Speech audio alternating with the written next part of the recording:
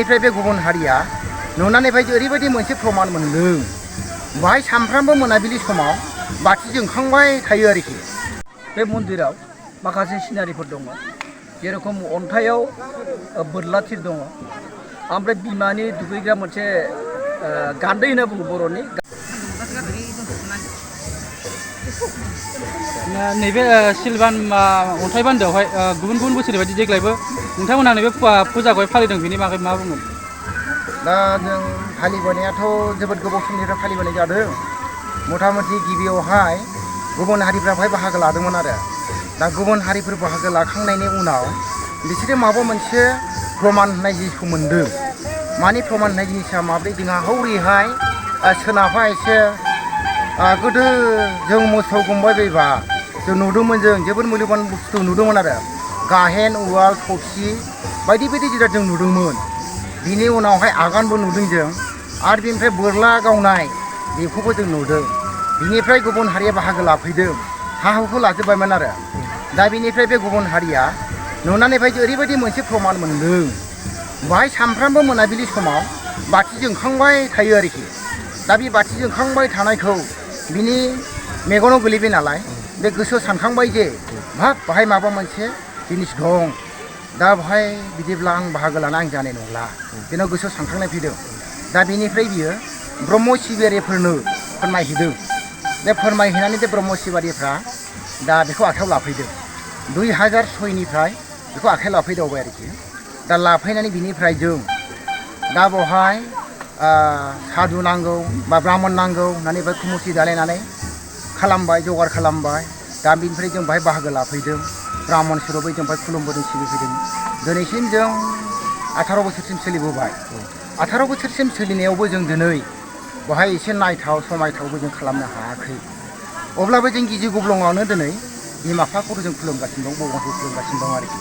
जों महामायाखौ खुलुमदों, शिबखौ खुलुमदों, कालिखौ खुलुमदों आरो बिमा बिस्वरिखौ खुलुमदों, कृष्ण राधा खुलुमदों आरो जों गणेश बाबाखौ खुलुमदों। दा बेखौ खुलुमनायजों लोगोसे जों आरो दंबावो गुबुन गुबुन देबथाफोर जोबोद जायगा बिनाय दंबावो। जों बिसोरनो दिनै जायगाबो होनो हायाखै आरो जायगा खालामनाबो होनो हायाखै आरोखि। अब्लाबो जों बिसोरखौबो हांख्रायफायो, जानाय लोंनायखौ होनो हाया मालाय मा जानो, दा अब्लाबो जों होफादों। आरोबाव मोनसे बाथ्रा, जा जों बेहाय न' बां गैया, सुबिदा गैया, जोंहा थाफैनानै जों खुलुमनो सिबिनो जोंहा सानफ्रामबो हाया। बोसोराव जों बिदिनो सैत्र दाननि 15 थारिखखौ लादों। दिनै 18 बोसोरसिम सोलिबाय सैत्र मासनि 15 थारिखखौ लानानै खुलुमबोनाया। बे समाव जों जाहोबोदों, लोंहोबोदों, सोरां होबोदों आरो बेबायदिनो गाजा गोमजा दलै नोगोरै खालामनो हायाब्लाबो एसेब्लाबो जों फुजा फोरबो खालामबाय थादों। दा बिदिनो सोलिबोगासिनो दं। दा इसोरा माब्लाबाबो बे अनगोन खोमा, अनोबा निस्सय जों बेहाय समायना रमायना बानायनो हागोन, जों बेखौ आसा खालामदों आरो। बे मन्दिराव माखासे सिनारिफोर दङ जेरखम अन्थाइयाव बोरला थिर दङ ओमफ्राय बिमानि दुगैग्रा मोनसे गान्दै होनना बुङो बर'नि। गान्दै बेसेबा गुवार, बेसेबा गोथौ, सिङाव बेसेबां गोथौ दं जों मिथिनो हाया दाबो। ओमफ्राय गोजौआव दङ जों बाहाय बै साधकफोरा होनलायदों जे बिमानि आगान, दाबो अन्थाइनि सायाव बिमानि आगान स्पस्त भाबै नुजानानै दङ। ओमफ्राय बैहाय नरबलि होनायनि खाथियावनो मोनसे सिङाव दन्दर, ओरैबायदि दन्दर थाबायलांबा गोम गोम मोनसे सोदोब जायो। ओमफ्राय बे बिमानि आगाननि सेरावनो मोनसे दन्दर दंमोन। बे दन्दरा बेसेबां थांदों जों मिथिया। बै समाव जोङो बिदिनो 20-30थासो औवा दाननानै थुदोंमोन। बे थुनाय समाव बे औवाया कमप्लिटलि सिङाव हाबलांजोबदों आरोखि। दा बे दन्दरा दिनैसिमबो दं। दा बाहाय सन्देह खालामदों हयथ' बै समाव बेजोंनो हाबलांनानै माबा मोनसे हयथ' हाबाफारि मावोमोन बा अस्त्र फाथि दोनोमोन, जों बेखौ बिदि सन्देह खालामनाय जादों आरोखि। फंबाय दिनै जों 18 बोसोर जाबाय। दा बेहाय जोङो गिबियाव बेनि माखासे जारिमिनफोर दङ। बे जारिमिना जाहैबाय बे हाया सासे खृष्टान गार'निमोन। दा बे खृष्टान गार'आ बे हाखौ आवग्रिनानै बिराद गोबाव आबाद मावनानै आनारस गायनाय जादोंमोन। नाथाय बियो बे मन्दिर एलेखायाव थानानै बे मन्दिरनि मोदायफोरनि माखासे दिन्थिनायाव जेनेबा बियो अनेक किसिमनि हरनि समाव नुदों। दा खृष्टान हिसाबै बियो मोनसे गिखांनाय फैदों, बे निस्सय बे हिन्दु धोरोमनि बे मन्दिर।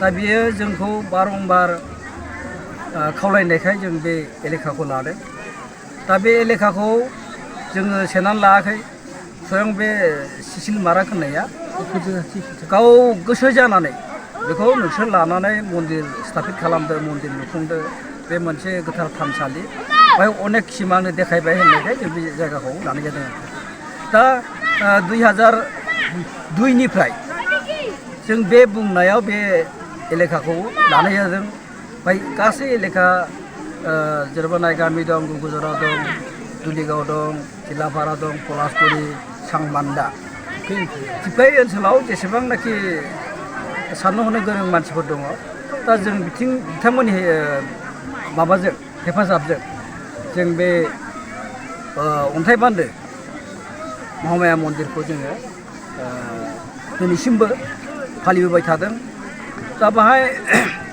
आगोलाव जोंनाव कमिटि दाना लानो हायाखैमोन जों बे आफादखौ 2006आव दानानै दिनैसिम खुङै 18 बोसोर जाबाय दा बाहाय जोङो खुनु सरकारनि जेबो अनुदान मोनाखै दा हयथ' सरकारा उनावहालागै माबा मोनसे अनसुंथाइ होगोन होननानै जों आसा खालामदों आरो जोङो फैगोन 2024 मायथाइयाव सारा बे पद्मजरा एलेखानि मानसिफोर एबा सारा बिटिआरआव मोनथिनाय बादि जों मोनसे गिदिरथार थांखि लादों 7 दिननि हाबाफारि लागोन जोङो नेक्स्ट बाराव दा बाहाय दानिफ्रायनो जोङो फुजा जोबखांनायनिफ्राय मोनसे प्रिपेयार खालामनो नागिरदों दा बेनो जोंनि मेसेज जाहाथे जोंनि बिटिआर गभर्नमेन्टआ जोंनि बे अन्थाइ बान्दो मन्दिरनि सायाव अनसुंथाइ हरो जों बेखौनो नोंथांमोननि प्रेस मिटनि गेजेरजों बड'सा लाइभनि गेजेरजों जों खावलायहरनाय जायो अनसुंथाइ हरो जों बेखौनो नोंथांमोननि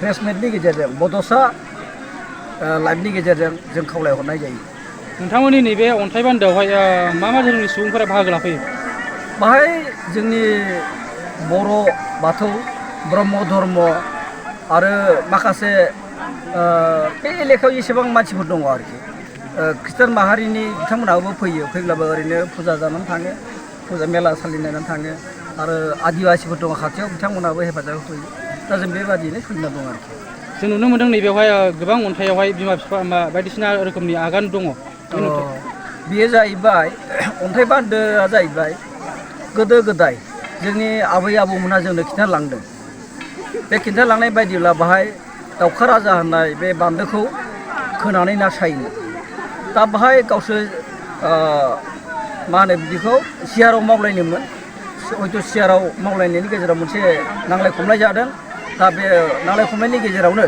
बे अन्थाइ बान्दोखौ थुंग्रिजों थबस्र' दाननानै जनाय बादि नुदों आरोखि आं जेला बे जायगायाव आबौमोनजों जों फैफायो बिदिनो 80 दशकनि 1980 सननि आगोल आरोखि जोङो बाहाय आबौमोनजों फैफानानै नुफैदों जे बे अन्थाइ बान्दोआ एखेबारे एसेल' खायलेंमोन आरोखि बारनो हायोमोन बे समाव बे एखेबारे अन्थाइ बान्दो जेरै अन्थाइ बान्दो ओरै बान्दो ओमफ्राय जेरै सेजों दानस'नाय सेम एखे केटागरि आरोखि आरो बाहाय दङ बे अन्थाइ बान्दोआव गाहेन उवाल सिनारि दङ गाहेन दंमोन उवाल दंमोन ओमफ्राय खिखर गेलेग्रा मोनसे गोदोनि खिखर गेलेग्रा हाखर दङ आरो बाहाय दङ गोदोनि दिनाव नरबलि होननानै सासे साधुआ जोंनो फोरमायलांदों आरोखि जेनाखि बे अन्थाइयाव मोनसे सिन थादों बे सिनखौ जोंनि बे स्नानघाट मन्दिराव सासे साधक दंफैयोमोन अमरेन्द्रनाथ बरदलै बिथाङा फैनानै बिराद मोनसे हाब बे मोनसे जाग्रित मन्दिर आरो गोदो बाहाय नरबलि जायोमोन बिथाङा बे बाथ्राखौ बुंलांनाय जादों आरोखि 2023-24 सोलोंथाइ बोसोरनि थाखाय गोदान मुं थिसननाय लानानै फैदों बड'लेण्ड एकाडेमि सिनियर सेकेन्डारि फरायसालिया क'क्राझार जिल्लानि तिनिआलियाव थानाय बर' बिजोंनि बड'लेण्ड एकाडेमि सिनियर सेकेन्डारि फरायसालिया दायो केजिनिफ्राय 9 थाखोसिमनि गोदान मुं थिसननायखौ लागासिनो बड'लेण्ड एकाडेमि सिनियर सेकेन्डारि फरायसालियाव गुनगोनां सोलोंथाइ होनायजों लोगोसेयैनो नोंथांमोना बे फरायसालियाव थानाय जानायनि हस्टेल खाबुखौ मोननो हागोन बेजों लोगोसेयैनो बे फरायसालियाव एक्सट्रा टिउसन आरो इंलिश स्पिकिं कर्सखौबो फरायसाफोरनो होनाय जायो। गोसो गोनां फरायसाफोरा मुं थिसननायखौ बाङाय बेसेनावनो मोननो हागोन। बेनिखायनो बड'लेण्ड एकाडेमि सिनियर सेकेन्डारि फरायसालियाव फरायसा एबा नोंथांमोनहा मुं थिसननायनि बागै मिन्थिनोब्ला नैबे मबाइल नम्बर 9101488399 नङाब्ला थोंजों फरायसालियाव थांनानै खौरां लाहैनो हागोन।